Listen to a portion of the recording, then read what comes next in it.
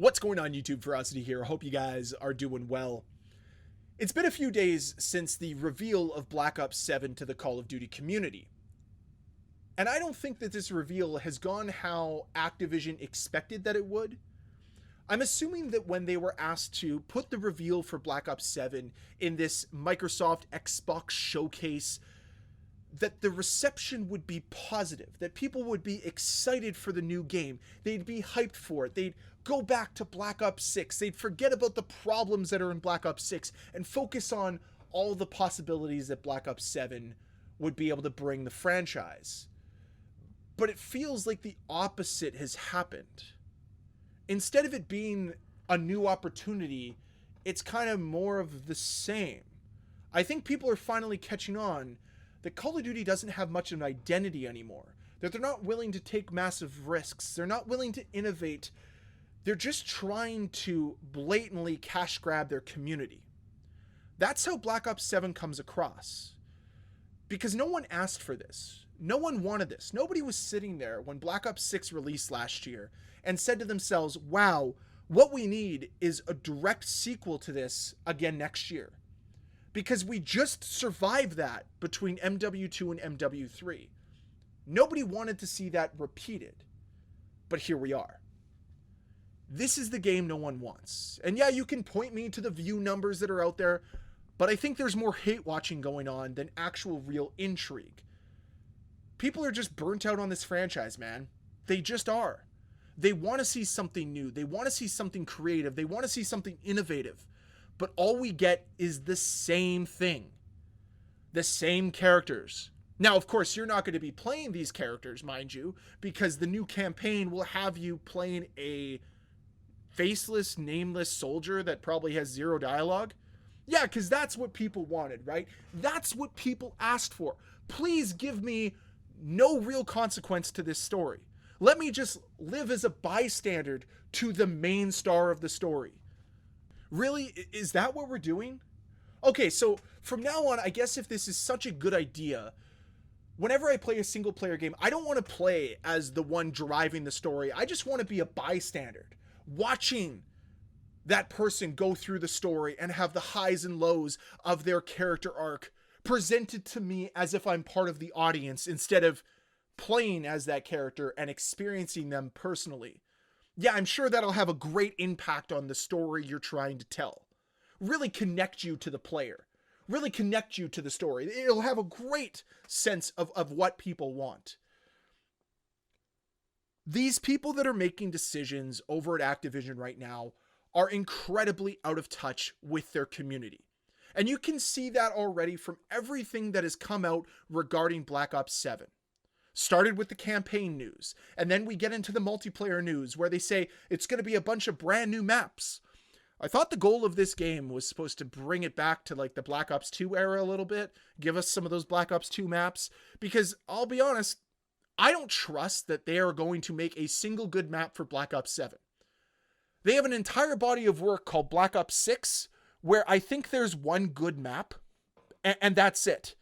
It's a lot of slop, it's a lot of AI, and it's a lot of Warzone-inspired maps. Not stuff I want to see in this franchise anymore. I want to see something new. Like, I've said it before, but like Treyarch used to make really innovative maps, really cool maps, really creative maps. Where has that gone? It has been replaced with the most generic, boring, gray and brown maps I have ever seen. And I'm sorry, I'm kind of done with that color scale. Give me something new. Throw on some reds, throw on some blues, try to do something a little bit different. Put some effort in. But it's very clear effort doesn't matter to Call of Duty anymore. They don't care. They legitimately don't care, and you can tell from this entire trailer. Because everything they're putting in the game is not something that the players actually want. It's thought of in a boardroom and somebody thinks it's a good idea, so they put it into the game without ever consulting the players themselves, without ever listening to the community themselves. When was the last time you heard a developer from Call of Duty take feedback to the development team, make changes based on that feedback, present it back to the community and say, we're listening and working on it? 2021? Maybe with MW2, but even then, heaven forbid Infinity Ward ever admit they were wrong. The amount of just pure arrogance from the development teams that work on Call of Duty right now is astounding. There used to be humility. There used to be accountability. All of that has flown out the window. There's none of that anymore. Because these developers don't answer to the community anymore. They answer to the executives and the executives only. Because guess what they've done? They've been able to fine-tune every aspect of the Call of Duty experience to ensure that they can extract as much money from the community as possible by putting in the least amount of effort. Because if they have to make the game to reach the standards of players like myself and others in this community that actually want to see Call of Duty have an identity, they'd have to put more effort in, and they might not make as much return on investment. Because that's what Call of Duty is now. It's a means for greed instead of a means to tell a good story. Instead of providing players with a substantial and memorable experience. That's what's happened. It's a hollow shell of what it used to be.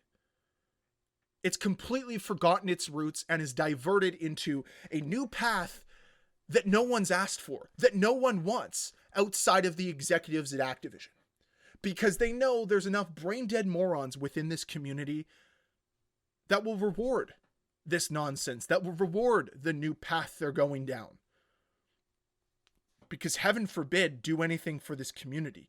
Heaven forbid do anything for this franchise. Heaven forbid have any type of respect for the legacy that Call of Duty truly has. I said it before a while ago, but I'll repeat myself here. It's embarrassing that games developed in 2025 are worse than games developed in 2010. The differences in quality between Black Ops 1 and Black Ops 6 is staggering. One was developed out of greed, one was developed out of passion, out of player experience being front of mind. That's the disconnect. That's the problem. Black Ops 6 is solely there to be a vehicle to make more money, whereas Black Ops 1 was a vehicle to create future success. Black Ops 1 walked so Black Ops 6 could run and steal all of your money. That's what's happened to the Call of Duty franchise. That's what's apparent here. If there's one takeaway that Activision should have from their abysmal reveal of Black Ops 7, is it's time to start listening to your community and following through on your promises. Where are the changes to the anti-cheat? Just wondering where that is. That's like the most simple thing that I could ask for. They stopped releasing statements on how many cheaters they banned because even the number of cheaters they banned is embarrassing. Because it just goes to show that all the changes they're trying to implement don't work. They've been complete and utter failures. That's the current state of Call of Duty. Failure. There's no better way to put it. The problem is it's only a failure from the player side. Because from the executive side, they think everything is all hunky-dory because they're making money. It's really too bad, but that's the reality of it all. And if you want to be hit with a truth bomb, Black Ops 7 will be probably the most played game on Xbox until GTA 6 comes out. Because that's just how the cycle works. So yeah, it kind of sucks over here being a Call of Duty fan with standards and expectations. But if you're like me and you're somebody that wants to hold Call of Duty accountable, I would suggest subscribing to this channel. That's what we do here. I'd love to hear your thoughts down below in the comment section about this. And if you enjoyed this video, please hit the like button. So that's really all I have to say on this topic. So I will catch you guys on the next one. See you later. Bye.